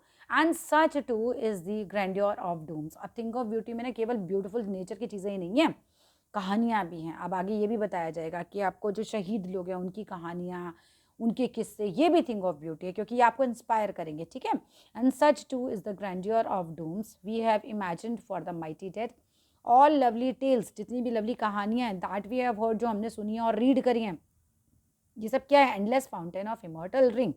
ये एंडलेस फाउंटेन है इमॉर्टल ड्रिंक का, जो स्वर्ग से बहता हुआ आ रहा होता है। ऐसे ये कहानियाँ हमेशा निरंतर चलती रहेंगी। एग्जाम्पल ऐसे तुमको समझाया गया ये, ठीक है। पोरिंग ऑन टू अस, ये हमारे ऊपर गिरता रहता है, फ्रॉम द हेवंस ब्रिंक। इस बात को अच्छे से समझते हैं एक्सप्लेनेशन से पहले।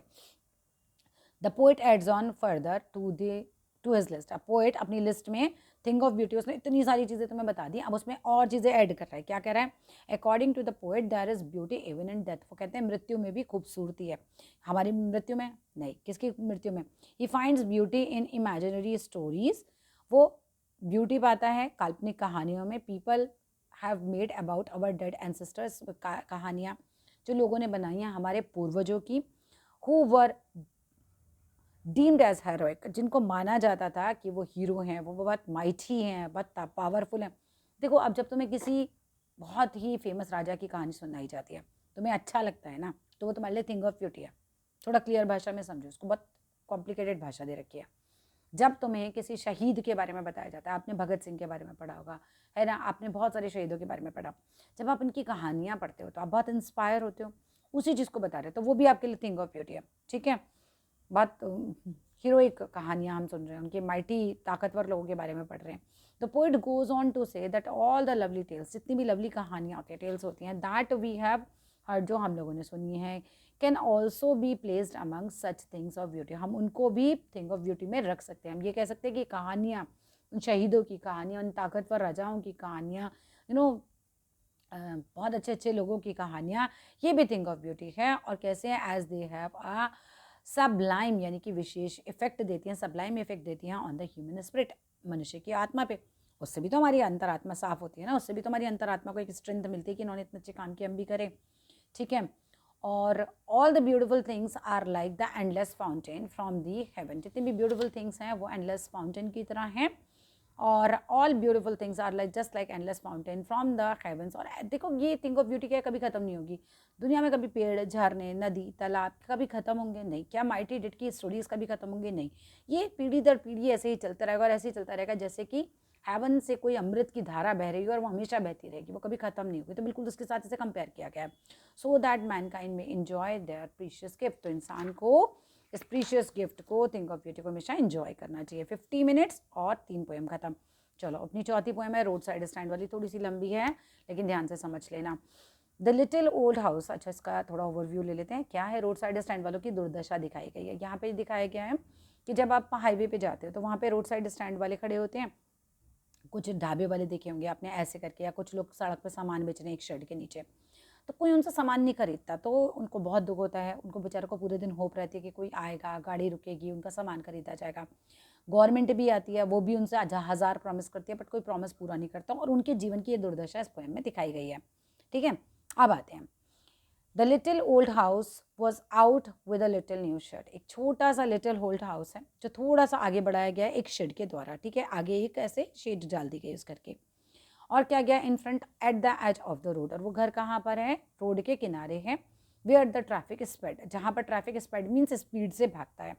Road side stand that too pathetically plead. अब एक रोड साइड स्टैंड बनाया गया है जो बहुत ही पैथेटिकली, बहुत एकदम जैसे होता है करुणा भाव से, बहुत ही तुमसे प्रार्थना कर रहा है, प्लेड कर रहा है, प्रार्थना कर रहा है।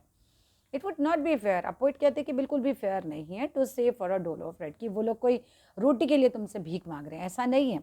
But for some money, but some वो थोड़ा सा पैसा चाहते हैं, मनी चाहते हैं, द कैश, वो कैश में पैसा चाहते हैं तुमसे, whose flow supports the flowers of the cities, flowers of the city, city के लोग, तो वो भी तुमसे ऐसा पैसा चाहते हैं जो कि शहरों के लोगों के हाथ में होता है, जिससे वो अपनी लाइफ को क्या करते हैं, from sinking and weathering field से बचा लेते हैं। जो शहर के लोग होते हैं उनके पास पैसा होता है तभी तो उनकी लाइफ अच्छी से चलती रहती है। तो ये जो रोड साइड स्टैंड वाले हैं ये भी चाहते हैं तुमसे थोड़ा सा, वो भी तुमसे रोटी की भीख नहीं मांग रहे, तुमसे थोड़ा सा पैसा चाह रहे हैं, वो पैसा जो शहर के लोगों को उनकी लाइफ को डूबने से या बिखरने से बचा लेता है, ऐसा पैसा उन्हें भी चाहिए थोड़ा सा। The polished traffic, polished traffic क्यों कहा, बिकॉज जो ट्रैफिक है जब हाईवे से निकलता है गाड़ियों में लोग निकलते हैं, तो पॉलिश्ड अमीर लोग निकलते हैं उसमें से। So polished traffic passed with a mind ahead, और वो लोग कैसे निकलते हैं, बिल्कुल हमें आगे जाना है, उनको कोई परवाह नहीं है इन रोड साइड स्टैंड वालों की। ठीक है, आगे देखते हैं। और if ever A side a moment, अगर वो लोग थोड़ी मोमेंट के लिए रुक भी जाते हैं साइड में, then out of sorts, out of sorts हो जाते हैं मतलब गुस्सा हो जाते हैं, तो वो गुस्सा हो जाते हैं। तो गुस्सा क्यों हो जाते हैं, कुछ रीजंस दिए।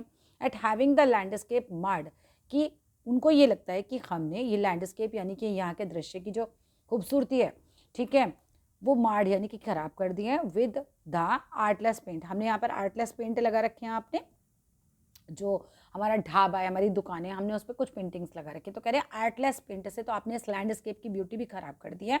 उन लोगों को ऐसा लगता है और वो लोग गुस्सा भी हो जाते हैं इस पर, आउट ऑफ सॉर्ट्स हो जाते हैं, गुस्सा भी हो जाते हैं अगर रुकते भी है तो। क्या हमने गलत कर रखा है उनके हिसाब से, of science that with an turned wrong and as turn wrong, तो नॉर्थ की जगह साउथ का और साउथ की जगह नॉर्थ का हमारे से साइन लग गया, उस पर वो गुस्सा हो जाते हैं।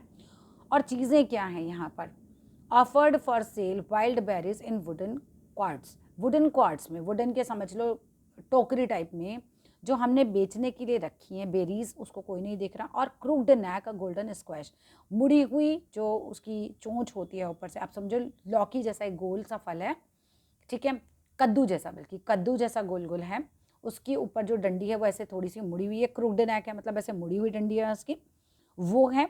और उसके ऊपर क्या है, सिल्वर वर्ड्स है, मतलब सिल्वर के डॉट डॉट डॉट डॉट बने हुए हैं। ऐसा ये कोई सब्जी बेच रहे होते हैं, वो भी कोई नहीं खरीद रहा इनसे, उस पर किसी का ध्यान नहीं जा रहा। और beauty rest in a beautiful mountain scene, beauty जो होती है वो ब्यूटीफुल माउंटेन सीन में होती है।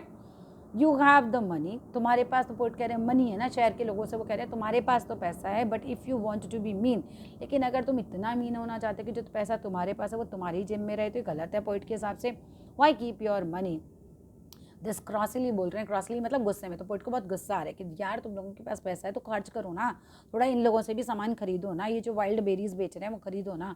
क्रुक्ड नेक गोल्डन स्क्वैश ये बेच रहे हैं जिसपे कि सिल्वर जो वर्ड्स बने हुए हैं, डॉट डॉट बने हुए हैं, वो इनसे खरीद लो ना। क्यों तुम ये देख रहे हो कि एस और एन उल्टे लगा रखे हैं, या फिर इन्होंने जो आर्टलेस पेंट लगा रखा है और तुमको इसको देख के गुस्सा आ रहा है। तुम क्यों नहीं सोचते कि इनको भी तो वो पैसा चाहिए जिस पैसे से शहर के लोग अपने जीवन को चला रहे हैं, ठीक है, और वो अपने जीवन को मुरझाने से बचा लेते, तो इनको भी तो वो पैसा चाहिए। तो पोइट चाह रहे हैं कि लोग उनका सामान खरीदें और उनकी मदद हो। एक्सप्लेनेशन में थोड़ा सा जल्दी पढ़ूंगी, पोएम बहुत लंबी है ये वाली। On the road side there is an old house, road side पर एक पुराना घर है, which has an extended shed. और एक घर की कहानी बता रहे हैं कि वो उसका एक्सटेंडेड शेड है, एक आगे से ऐसे शेड बनी हुई है उस पर, जैसे छप्पा टाइट डाल लेते हैं। This shed is towards the edge of the road, और ये शेड कहाँ है, रोड के किनारे किनारे है। The owner have made this towards the edge, तो उन्होंने बिल्कुल किनारे बनाया हुआ है, towards the edge, that the fast moving vehicles speeding by, जो फास्ट मूविंग व्हीकल्स हैं जो बहुत तेज़ी से जा रहे हैं, बे नोटिस, वो शायद उसको नोटिस कर लें इनके इस शेड को, एंड स्टॉप कर जाएं there to buy the food and refreshments, कि इनसे कुछ फूड खरीद लें, कुछ रिफ्रेशमेंट्स खरीद लें जो कि यहाँ सोल्ड देयर, जो कि यहाँ बिक रहे हैं। This shade made a pitiable sight, बहुत दयनीय शेड वाले लोगों की हालत हो गई है। एट ऑलमोस्ट सीम्ड, ऐसा बिल्कुल लग रहा है एज इफ मानो इट वॉज बैगिंग, की ये बिल्कुल बैगिंग कर रहा है for food, but was not so, लेकिन ये भीख नहीं मांग रहा है, ये तो भीख थोड़ी मांग रहे हैं, तो चीज़ें बेच रहे हैं ना, ये कोई भिखारी नहीं है, ये कह रहे हैं कि आप इनसे सामान खरीदो, है ना। Rather it was made so, ऐसा इसलिए बनाया, so that rich people who passed by, जो यहाँ से गुजरते हैं rich people, by the shed in their beautiful cars, अपनी खूबसूरत कारों में, वुड स्टॉप देयर, वो यहाँ रुक जाएं, एंड बाय करें something so that some cash would flow हो सके in the hands of the owner, owner के हाथों में कुछ कैश आ सके। द पुअर फील, पुअर मतलब यहाँ पर पुअर, यहाँ पर किसको कह रहे हैं, पोइट को। यहाँ पे पोइट फील करते हैं that money that rich spend to adorn their gardens, अब जो पैसा जो अमीर लोग एडॉन करते हैं, मतलब अपने गार्डन को सजाने में विद फ्लावर्स वो यूज़ करते हैं, उसको कैसे यूज़ करना चाहिए, to be used to better a lot to less privileged, मतलब लेस प्रिविलेज्ड लोगों पर भी उनको खर्च करना चाहिए। बट द रिच पीपल क्या कर रहे हैं, passed by without paying any attention, rich people यहाँ से निकल जाते हैं, इन पर कोई ध्यान नहीं देते, और क्या करते हैं, if anyone cared to stop, अगर कोई मतलब रुकना भी चाहता है तो किस लिए रुकता है, it was only due to the irritation, तो वो इसीलिए रुकता है कि वो इरिटेट हो रहा है, आउट्स ऑफ सॉर्ट्स हो रहा है, गुस्सा आ रहा है उसे, एट द पेंट की, जो हमने यहाँ पर पेंट कर रखा है, एंड डकोर यहाँ की हमने उनके हिसाब से ख़राब कर रखी है, दैट वॉज मैरिंग मीन्स ख़राब कर रखा है, पिक्चर्स क्यू, इस सीनरी, यहाँ की इस सीनरी को, इस दृश्य को उनके हिसाब से हमने ये ख़राब कर रखा है, ठीक है। Of the area also the shed had a broad on which, sorry board है यहाँ पर, ऑन विच जो है हमने क्या लिख रखा है, स्टैंड लिख रखा है, और स्टैंड में इन्होंने एस को और एन को उल्टा लिख रखा है। बहुत सारे लोग जो एक्सप्लेनेशन दे रहे हैं उसमें साउथ और नॉर्थ का डायरेक्शन भी दे रखा है, ठीक है। सच दैट लेटर एस और एन जो है वो रिवर्स लिखे हुए हैं, डिस्प्ले कर रहे हैं इनकी इलिटरेसी को, कि अनपढ़ लोगों ने बनाया है, इनकी केयरलेसनेस को लोकल पीपल की। And the shed sold wild berries, और शेड पे जो है जंगली बेरीज बिक रही हैं वुडन बॉक्सेस में, wooden quarts means wooden boxes, and goods बिक रहे हैं, कद्दू टाइप की, एक लौकी टाइप की सब्जी आप समझ लो, ठीक है, जिसकी ट्विस्टेड नेक है। ट्विस्टेड नेक का आपको बताया था ना, एक इस तरह की नेक है आपको, क्रुक्ड नेक, ठीक है ना, तो ट्विस्टेड उसकी नेक है फल की। बिसाइड दीज थिंग्स, इन चीज़ों के अलावा द प्लेस ऑल्सो ऑफर करता है अ स्टे इन दी सैनिक सराउंडिंग, कि आप भाई यहाँ रुकें, यहाँ की खूबसूरती को देखें। फिर भी how ever the travellers felt that these poorly kept stand spoil कर रहे हैं पूरी प्रिस्टाइन ब्यूटी को यहाँ की of the landscape, and the rich who passed bye, और जो अमीर लोग यहाँ से गुजर रहे हैं इस प्लेस से, हैड द मनी, उनके पास पैसा तो है, but had no desire to spend it, और लेकिन उनकी कोई डिज़ायर नहीं है कि वो इन लोगों पे पैसा खर्च करें, इनसे कुछ भी सामान खरीदे। They wanted to keep the money with themselves, poet ये कह रहे हैं कि ये लोग ना अपना पैसा सारा अपने पास ही रखना चाहते, तो खर्च ही नहीं करना चाहते, तो पोइट को यहाँ थोड़ा गुस्सा आ रहा है। Second paragraph, the hurt to the scenery wouldn't be my complaint, मैं ये नहीं कह रहा हूँ कि इन लोगों ने इस ब्यूटी को ख़राब किया है और ये मेरी कंप्लेंट है, पोइट को कोई कंप्लेंट नहीं है, ब्यूटी को ख़राब किया, इस बात से पोइट को कोई दुख नहीं हो रहा है। So much as the trusting sorrow of what he unsaid, what is unsaid, देखो ट्रस्टिंग सोरो को तुम ऐसे समझो कि इन लोगों ने जब दुकान खरीदी, इन लोगों ने जब ये दुकान लगाई, तो इन लोगों को कहीं ना कहीं एक ट्रस्ट था कि कोई आएगा और इनसे सामान खरीदेगा, लेकिन अब क्या हो रहा है, कोई नहीं आ रहा, और इनका ये जो दुख है, अनसेड है, व्हाट इज़ अनसेड, भाई उन्होंने कहा तो नहीं ना सारे शहर के लोगों के पास जाके कि आप रुकिएगा, लेकिन उनको एक ट्रस्ट रहता है कि लोग आएंगे रुकेंगे, लेकिन कोई नहीं रुक रहा। तो अब पोइट को ये देख के बहुत दुख हो रहा है। ऐसे कनेक्ट करो इस लाइन को। तुम्हें पोएम में ना बहुत कुछ कनेक्ट करना पड़ता है वर्ड्स को लेके, है ना। एग्जैक्टली वर्ड टू वर्ड मतलब नहीं बनता कभी भी पोएम का। Here far from the city we make our road side stand. यहाँ शहर के दूर हमने अपना रोड साइड स्टैंड बनाया है। And ask for some city money to feel in hand. और हम चाहते हैं कि जो शहर के लोगों के हाथ में पैसा है उसे हम भी अपने हाथ में महसूस करें, यानी कि वो हमसे कुछ खरीदेंगे तो हमें पैसे देंगे, ठीक है। तो वो पैसा हम भी महसूस करना चाहते हैं। To try if it will not make our being expand, मतलब हम भी क्या चाहते हैं कि अपनी लाइफ को डेवलप करें कहीं ना कहीं, तो इसके लिए हमें वो पैसा चाहिए। And give us a life of the moving pictures promise, और हमें भी ऐसा जीवन मिले जैसे कि जैसा हम पिक्चरों में देखते हैं कि अचानक आदमी जो है वो अमीर बन जाता है, फिर वो बहुत अच्छा जीवन जीता है, ऐसा हम भी महसूस करना चाहते हैं। That a party in power is said to be keeping for us, और जो भी पार्टी पावर में आती है तो वो क्या कहती है हमसे कि वो हमारा भला करेगी, हमारा लाइफ बहुत अच्छा हो जाएगा। होता कुछ नहीं है। तो वो चाह रहे कि उनका सामान कोई खरीद ले तो वो खुद अपनी लाइफ को अच्छा बना ले, ठीक है। एक्सप्लेनेशन बढ़ते हैं। The poet does not want to accuse the restrict of marring the beauty of the landscape. तो the poet does not want, poet बिल्कुल नहीं चाहते, एक्यूज मीन्स आरोप लगाना, किस पर, रेस्टिक पीपल पर, यानी कि देहाती लोगों पर, ऑफ मैरिंग यानी बिगाड़ने का, the beauty of the landscape. Poet बिल्कुल नहीं कह रहे हैं कि आप लोगों ने लैंडस्केप की ब्यूटी बिगाड़ दी, और मैं पोइट उन पर कोई आरोप लगा रहे हैं, नहीं। He is more worried, poet तो बहुत ज़्यादा वरीड है, बहुत ज़्यादा परेशान है, अबाउट द अनटोल्ड पेन, एक ऐसा पेन जो ये लोग बेचारे बोल भी नहीं पाते, अपना दर्द भी नहीं बोल पाते हैं, जिससे सफ़र कर रहे हैं, सफर्ड बाय द पीपल, एक अनटोल्ड पेन जिससे कि लोग गुजर रहे हैं, belonging to the country side. और कौन लोग गुजर रहे हैं, जो ये गाँव वाले हैं बेचारे। The restrict have installed a road side stand, जो गाँव वाले हैं इन्होंने रोड साइड पर एक स्टैंड लगाया है। So far away in the country side, मतलब कंट्री साइड से काफ़ी दूर लगाया है। Just to earn some hard cash, वो चाहते हैं कि कुछ हार्ड कैश मतलब उनके हाथ में भी आ जाए। They long to have a comfortable life, मतलब वो भी चाहते हैं, लॉन्ग टू मीन्स एक तरीके से उनकी भी इच्छा है कि वो भी एक कंफर्टेबल लाइफ स्टाइल को जिए हैं, एज डिपिक्टेड इन मूवीज़, जैसा कि मूवीज़ में दिखाया जाता है।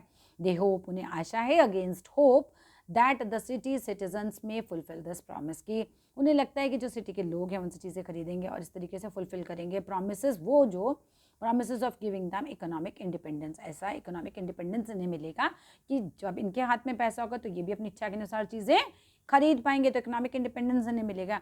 और कैसा है ये, that the party in power is not providing them, और इकोनॉमिक इंडिपेंडेंस ये चाहते हैं जो कि पार्टी ने इनसे प्रॉमिस तो किया होता है चुनाव के पहले, लेकिन किसी ने पूरा नहीं किया होता। तो बेचारे अपना सामान खरीद के बेच के चाहते हैं कि इनको इस तरीके से पैसा मिले और ये भी ऐसा लाइफ लीड कर पाएँ। चलिए स्ट्रेंजर 3 पे आते हैं। It is in the news that all these pitiful kin are to be bought out and merciful gathered in.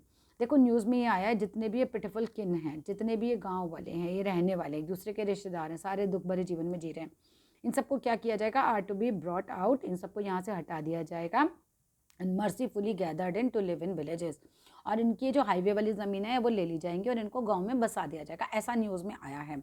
Next to the theatre, कहाँ बसाया जाएगा, कैसे प्रॉमिस करती है गवर्नमेंट इनसे कि हम आपको गांव में बसाएंगे, वहाँ पे नेक्स्ट टू द थिएटर यानी कि थिएटर होगा, एंड द स्टोर होगा, तो आपकी लाइफ बड़ी आसान हो जाएगी। ऐसे ऐसे प्रॉमिस इनसे किए जाते हैं। तो ऐसा न्यूज़ में आ रहा है कि सरकार इनको कह रही है कि यहाँ से हटा दिया जाएगा, क्योंकि हाईवे की ज़मीनें महंगी होती है तो इनसे वो ले ली जाएंगी धोखे से, है ना, और आपको गांव में बसाया जाएगा, आपके घर के पास थिएटर होगा, वहाँ पे स्टोर होंगे, where they wouldn't have to think of themselves any more. और ऐसे प्रॉमिस किए जाते हैं कि आप वहाँ जब बसोगे ना तो आपको अपने बारे में कुछ सोचने की ज़रूरत नहीं पड़ेगी, आपकी तो लाइफ बड़ी आसान हो जाएगी। वाइल ग्रिडी गुड डूअर्स, जबकि ये ग्रिडी गुड डूअर्स यानी नेता वगैरह हैं हमारे, ग्रिडी लालची, गुड डूअर्स जो ऊपर से अच्छा अच्छा होने का दिखावा करते हैं, ये क्या करते हैं, बेनिफिशेंट बीस्ट ऑफ प्रे, जो ये अपना फ़ायदा उठा रहे हैं, और ये कैसे हैं, जैसे कि कोई शिकारी होता है, ये बिल्कुल हमारा ऐसे ही शिकार कर रहे हैं। किसको कहा जा रहा है, गवर्नमेंट को बोला जा रहा है। Swum over their lives enforcing benefits, और हमारे जीवन पे ये मंडराते रहते हैं अपने बेनिफिट के लिए, क्योंकि ये बेचारे तो पढ़े लिखे नहीं होते, इन्हें बहलाना आसान है, इनकी ज़मीनें लेना आसान होता है, ये तो सदियों से चला आ रहा है, ठीक है, तो इनकी लाइफ के ऊपर मंडराते रहते हैं। That are calculated to soothe them out of their woods, और वो इतने कैलकुलेटेड होते हैं कि हम लोगों को हमारी बुद्धि नहीं चलाने देते, आउट ऑफ विट्स हमें करने का प्रयास करते हैं।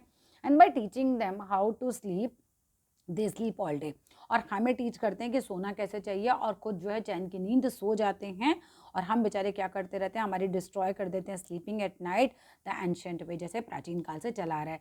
पहले से ऐसे ही हो रहा है, इलिटरेट लोगों की ज़मीनें छीन ली जाती हैं, और बेचारे क्या है, उन लोगों को बड़े अच्छे अच्छे सपने दिखाए जाते हैं, यही सब समझा रहे हैं तुम्हें, सपने दिखाए जाते हैं, लेकिन होता क्या है, कोई सपना इनका पूरा नहीं होता। इनसे कहते हैं तुम चैन की नींद सोगे, तो फिर खुद अमीर आदमी चैन की नींद सोता है, और बेचारों की नींदें उड़ जाती हैं और उनका पूरा लाइफ डिस्ट्रॉय कर देते हैं।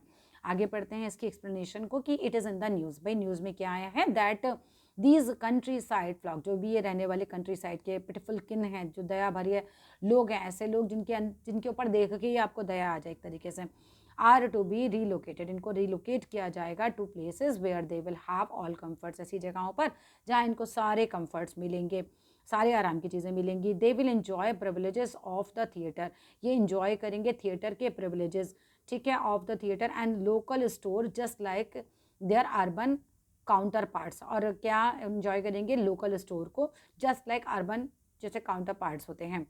So busy will be these people, अब ये लोग बहुत बिजी हैं इन इन्जॉइंग दीज कम्फर्ट्स, और ऐसे दिखाया जाएगा कि आप बहुत बिजी रहेंगे, इन्जॉय करेंगे इन कम्फर्ट्स को, and they will have no time to think about themselves, और पता है तुम्हारी लाइफ इतनी अच्छी हो जाएगी कि तुमको अपने बारे में सोचने की ज़रूरत ही नहीं पड़ेगी, और फाइट करने की फॉर देयर राइट्स, उनके राइट्स के लिए। The haves are called beast of ray, haves मतलब जो जिन लोगों के पास सारी चीज़ें हैं, सारी सुविधाएं हैं, अमीर लोग हम बोल सकते हैं, इनको बोला जा रहा है बीस्ट ऑफ प्रे यहाँ पे, because in the grab of benefits, जब बेनिफिट्स उगाने के चक्कर में, that they will provide to the rest, कि जो बेनिफिट्स मतलब ये लोग अपना बेनिफिट कमा रहे हैं और सपना दिखा रहे हैं गाँव वालों को, कह रहे हैं कि तुम्हारा बेनिफिट होगा इसके अंदर, दे एक्सप्लॉइट देम, और ऐसा करके क्या कर रहे हैं, इनको एक्सप्लॉइट कर रहे हैं। लेटर बाद में the privileged ones easily forget the promise, और फिर ये बाद में अपना प्रॉमिस आसानी से भूल जाते हैं जो कि इन्होंने किया होता है। Leaving these poor people more impoverished, और इन लोगों को कैसे छोड़ दिया जाता है, और मोर इम्पावरिश्ड यानी गरीबी में छोड़ दिया जाता है।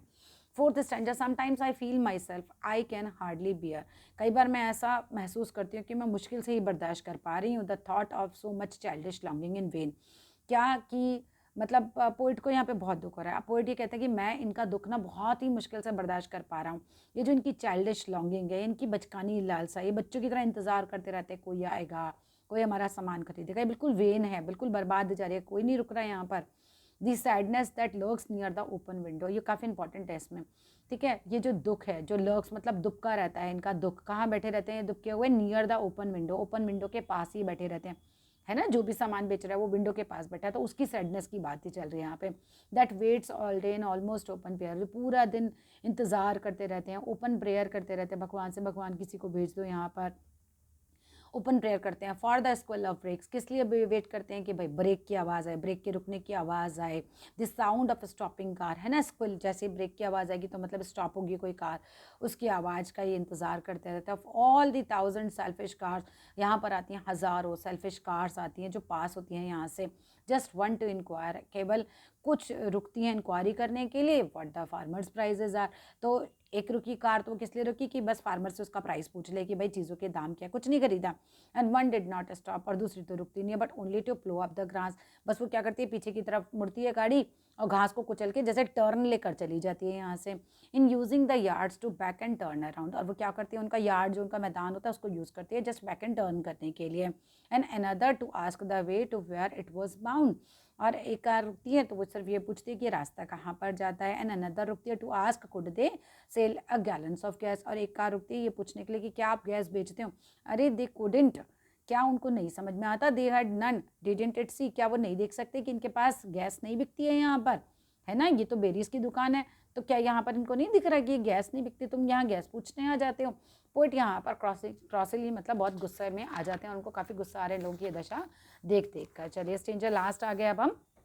No in country money, the country scale of gain, the requisite life of spirit has never been found, or so the voice of the country seems to complain. I can't help owning the great relief it would be to put these people at one stroke out of their pain.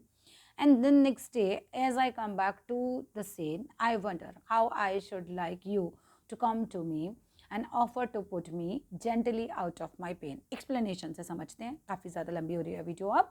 Finally poet जो होते हैं वो क्या कहते हैं, the spirit to scale new heights of break the shackles of economic dependency is not present in their rustic. मतलब एक तरीके से फाइनली जो पोएट हैं वी मोन्स दैट जो स्पिरिट है, जो आत्मा है हम कह सकते हैं, टू स्केल न्यू हाइट्स, कि उनको भी क्या करना है, इन लोगों को भी नई हाइट्स टच करना है। द शेकलेस ऑफ इकोनॉमिक डिपेंडेंसी, ये जो इनकी इकोनॉमिक डिपेंडेंसी है, is not present in the rustic. That is why, इसी वजह से they do not stop complaining against the economic. इसकी वजह से क्या हो रहा है कि इन्होंने कंप्लेन करना बंद कर दिया अगेंस्ट द इकोनॉमिक इनइक्वालिटीज़ के खिलाफ। द पोइट स्ट्रांगली फील करते हैं that the country side people should be freed, कि कंट्री साइड पीपल को आज़ाद होना चाहिए इस पेन ऑफ पॉवर्टी से, इस डिप्रेवेशन से, कि कैसे इनको पीछे डिप्राइव ऑफ कर रखा है, चीज़ों से वंचित कर रखा है।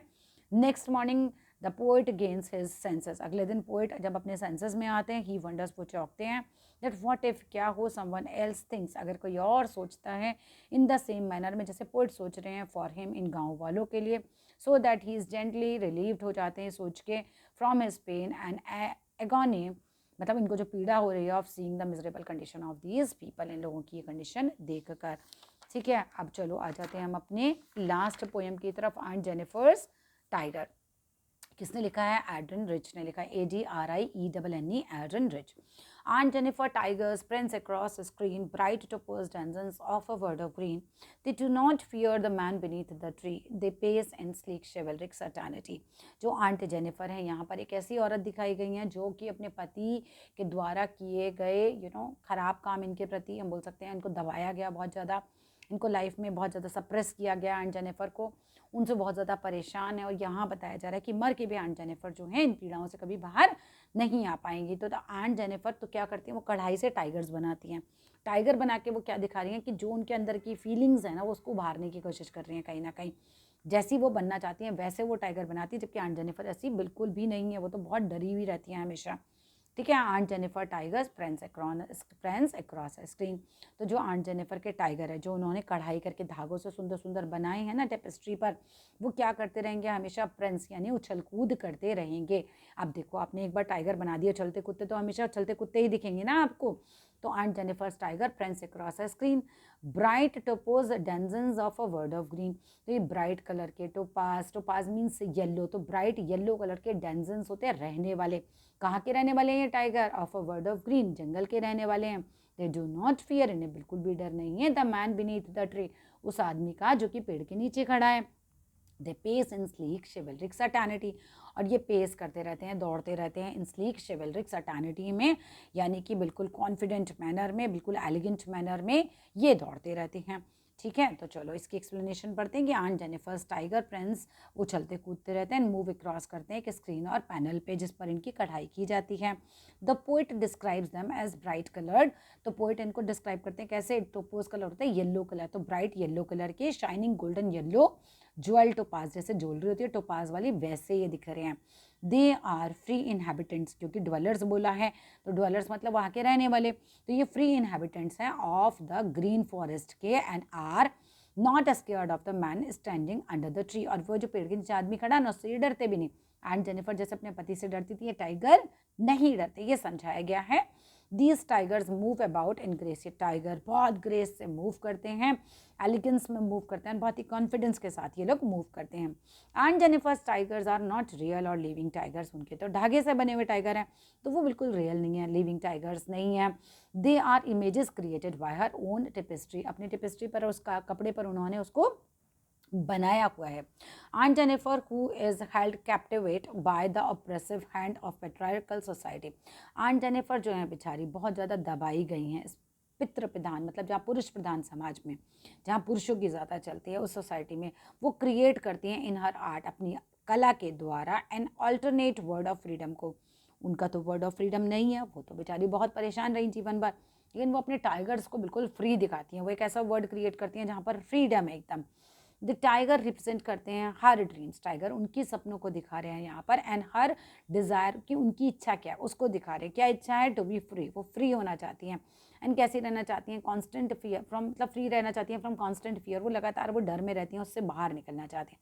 एंड ऑपरेशन, वो जो उनको दबाया जाता है उससे वो बाहर निकलना चाहती हैं। दैट गवर्न हर लाइफ, ठीक है, ये चीज़ उनकी लाइफ को बहुत गवर्न कर रही है, तो वो उससे बाहर निकलना चाहती थी।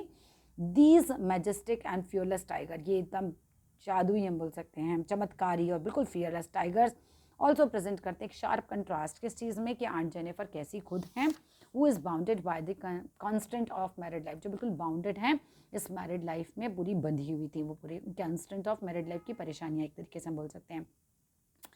Coming to the next paragraph, Aunt Jennifer's tiger fluttering through her wool. Aunt Jennifer की जो फिंगर्स हैं वो फ्लटरिंग कर रही हैं। आंट जेनिफर फिंगर्स फ्लटरिंग, काँप रही हैं उनकी फिंगर्स जब वो वूल से ऐसे ऐसे ऐसे ऐसे निडल से डिज़ाइन बना रही हैं। Find him in the ivory needle hard to pull, और उनके लिए काफ़ी ज़्यादा मुश्किल हो रहा है ये जो आइवरी हाथी दांत की बनी हुई जो निडल है ना, उसको जब वो पुल कर रही हैं, खींच रही हैं धागे को, तो ये भी उनके लिए हार्ड हो रहा है। बेचारी बहुत कमज़ोर हो चुकी हैं। The massive weight of uncle's wedding band, और जो बहुत ज़्यादा वजन हो गया। अंकल कौन है यहाँ पर? उनके पति। तो उनके पति ने जो इनको वेडिंग बैंड पहना रखा है, जो रिंग पहना रखा है, उसका भी वजन बहुत ज़्यादा है। वजन उसका क्या ज़्यादा होगा? नहीं। तो मैं थोड़ा सा समझाने की कोशिश की गई है कि वो उनकी लाइफ के लिए एक बोझ की तरह हो गया है बिल्कुल। Sits heavily upon Aunt Jennifer hand, है ना, ये बोझ उनके हाथ पर एकदम बहुत हैविली बैठा हुआ है। तो in the second stanza Aunt Jennifer जो है appears to be creating beautiful images of the tigers. Second stanza में आंट जेनिफर अपीयर होती हैं टू बी क्रिएटिंग, वो क्रिएट करते हुए ब्यूटीफुल इमेजेस को टाइगर्स की बाय यूजिंग वूल, वो वूल को यूज़ करती हैं, उससे बनाती हैं। But she finds even the ivory needle quite hard, पर वो पाती हैं आइवरी निडल को बहुत ज़्यादा मुश्किल, क्वाइट हार्ड टू पुल, खींचना में उनको बहुत मुश्किल हो रही है। शी इज़ सो टेरराइज्ड, वो बहुत ज़्यादा डरी हुई हैं एंड टॉर्चर्ड फील कर रही हैं that her fingers are shaking, कि उनके फिंगर्स जो हैं ऐसे ऐसे ऐसे शेक कर रही हैं। The uncle's wedding band seems heavily on her hand, जो अंकल का वेडिंग बैंड है, जो अंकल की वेडिंग रिंग है, वो बहुत ज़्यादा उनके लिए हैवी प्रतीत हो रही है उनके हाथों में। ये सजेस्ट करती है दैट शी फील्स बर्डन, कि आंट जेनिफर जो है बहुत बर्डन फील कर रही हैं विद हर मैरिटल रिस्पॉन्सिबिलिटी, उनकी शादीशुदा वाली रिस्पॉन्सिबिलिटी को देख देख कर। थ्रू दिस स्टेंजा, अब इस स्टेंजा के द्वारा the poet wants to convey, poet क्या कन्वे करना चाहते हैं कि the fact that a women is subjugated, एक औरत को बहुत दबाया गया है थ्रू आउट हर लाइफ, अपनी पूरी ज़िंदगी में।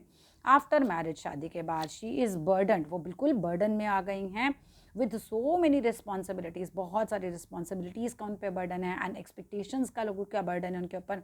That migrates itself becomes a burden, और सॉरी दैट मैरिज इटसेल्फ जो उनके लिए एक बर्डन बन के रह गई है।